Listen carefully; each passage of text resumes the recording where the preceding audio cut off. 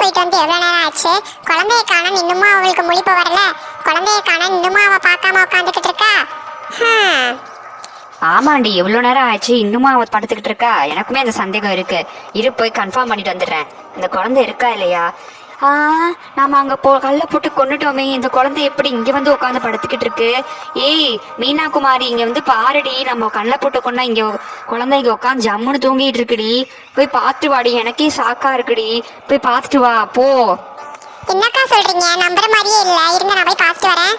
அட ஆமா, நம்ம கள்ளத்துக்கு போட்டு கொன்னுட்டோம். இருந்தாலும் அந்த குழந்தை எப்படிக்கா இங்க வந்துச்சு? எனக்கே ஆச்சரியமா தான்க்கா இருக்கு. நானும் அங்க மாரியம்மன் கோயில போய் கடந்திருந்தேன். அது எப்படின்னு எனக்கே தெரியல. சப்பா, இனி நம்ம அந்த குழந்தைய டிஸ்டர்ப் பண்ண வேணாம்க்கா. உங்க மருமகளை தான் போட்டு கொடுக்கணும். ஆமாடி, நீ சொன்னது கரெக்டு தான். அந்த குழந்தைய நம்ம டிஸ்டர்ப் பண்ண வேணாம்.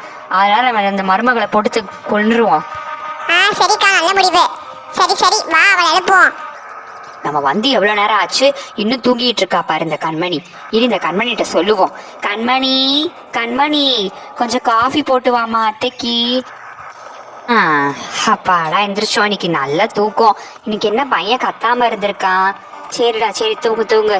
அம்மாவை டிஸ்டர்ப் பண்ணாம தூங்குனதே ரொம்ப சந்தோஷம். பாடி காலங்காத்தால எந்திரிச்சு இந்த அத்தை வேற கோலம் போட சொல்லிட்டாங்க. தூக்கமே வரல. இன்னைக்கு நல்லா தூங்கினேன். இருங்க அத்தை, வந்து காஃபி போட்டு தரேன். ஒரு நிமிஷம் இருங்க அத்தை, தூங்கியிருந்தேன், கொஞ்சம் ரெஃப்ரெஷ் ஆயிட்டேன். இந்த காஃபி போட்டு வந்துடுறேன் அத்தை. அக்கா, ஏதாச்சும் சட்டை புட்டுன்னு ஆரம்பிங்கக்கா. உங்க மருமகளை சும்மா விடாதீங்க. ஏதாச்சும் சொல்லி தொணத்தனா அவளை அறுத்துக்கிட்டே இருங்க. நம்ம யாருன்னு அவளுக்கு காமிக்கணும்க்கா. ஏதாச்சும் பண்ணிக்கிட்டே இருங்கக்கா அவள்கிட்ட. இப்ப பாரு, இந்த மாமியார் யாருன்னு காமிக்கிறேன். அத்தை இந்தாங்க அத்தை, நீங்க கேட்ட காஃபி. அங்க பாருங்க, உங்களுக்கு மட்டும் போட்டு வந்து தந்திருக்கு. எனக்கெல்லாம் போட்டு வந்து தராம போய் டிவி பார்க்க உட்காந்துருச்சு. இந்த பிக் பாஸ் ரொம்ப சூப்பரா போகுதாமே இந்த வாரம். கம்ருதீனும் பார்வதியும் எலிமினேட் ஆக போறாங்க போலயே. ரெட் கார்டு கொடுத்துட்டாங்க போல. பாவம், அவங்க இருக்கும் போது நல்லா கலகலன்னு இருந்துச்சு.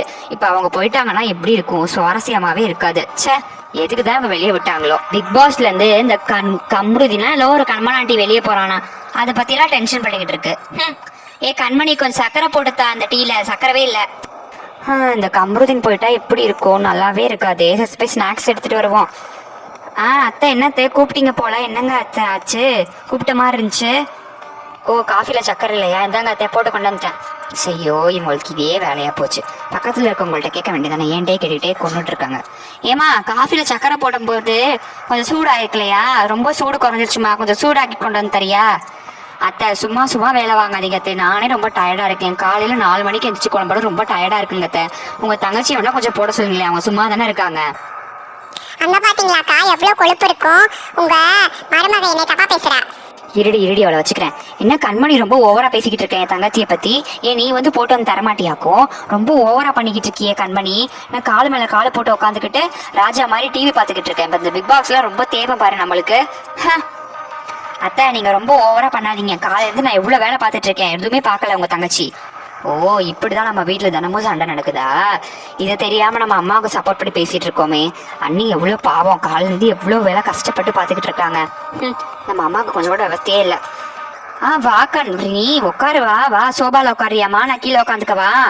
சோபால உட்காரியா? இல்ல நீ பரவாயில்ல. என்ன பிக் பாஸா? சரி. அங்க பாத்தியா, என் பொண்ணு வந்து உட்காந்துருக்கா. சோஃபா கொடுப்பாம இவன் மட்டும் மேல உட்காந்துருக்கா, அவ கீழே உட்காந்துருக்கா. ஏண்டி கண்மணி, கொஞ்சம் கூட விவசாயே இல்லையா? என் பொண்ணு கீழே உட்காந்துக்கிட்டு இருக்கா, அவளுக்கு சோஃபா கொடுக்க வேண்டியதானே? நீ போய் பெட்ல உட்காந்து கொடி.